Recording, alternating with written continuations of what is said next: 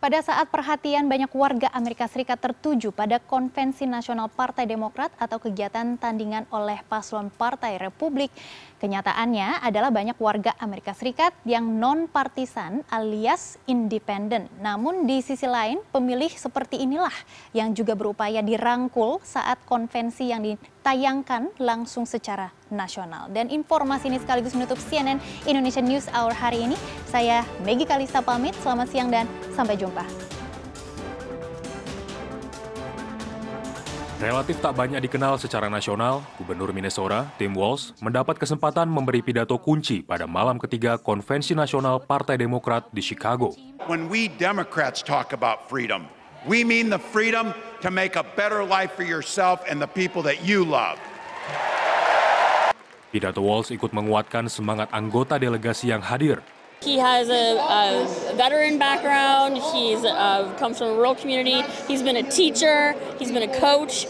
Pada malam yang sama, tampil juga sejumlah tokoh Partai Republik yang tak mendukung calon presiden partai mereka, Donald Trump, tapi justru capres Partai Demokrat, Kamala Harris.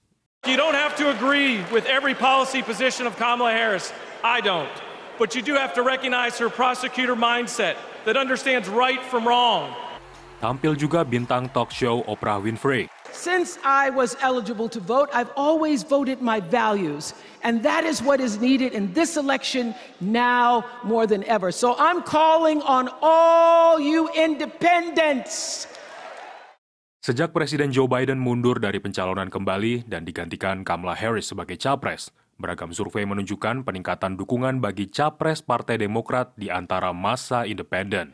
Untuk meraih pemilih independen, paslon dari Partai Republik juga gencarkan kampanye di negara bagian kunci, termasuk North Carolina, tempat cawapres J.D. Vance mengadakan kampanye Rabu waktu setempat. Pemberitaan soal politik Amerika Serikat biasanya mengerucut kepada dua partai besar, yaitu Partai Demokrat dan Partai Republik. Tetapi suara yang signifikan justru datang bukan dari keduanya, tetapi dari suara pemilih independen, yang bukan pendukung salah satu partai. Survei Gallup terakhir misalnya menemukan sekitar 43% pemilih Amerika mengaku sebagai pemilih independen. Sementara survei dari American National Election Studies menunjukkan hanya belasan persen. Karena sebagian besar pemilih yang mengaku independen juga kadang condong kepada salah satu partai. Tetapi beragam survei menunjukkan hasil yang sama. Warga milenial dan Gen Z lebih banyak yang mengaku sebagai pemilih independen.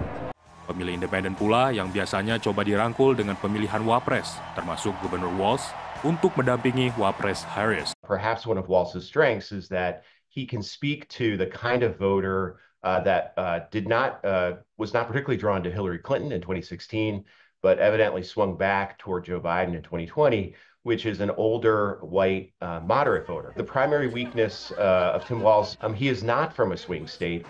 Selain pemilih independen, kedua paslon juga harus meraih pemilih undecided atau belum menentukan pilihan yang belum tentu massa independen. Menurut polling terkini dari NPR, PBS News, dan Marist, hanya sekitar 2% calon pemilih mengaku belum menentukan pilihan.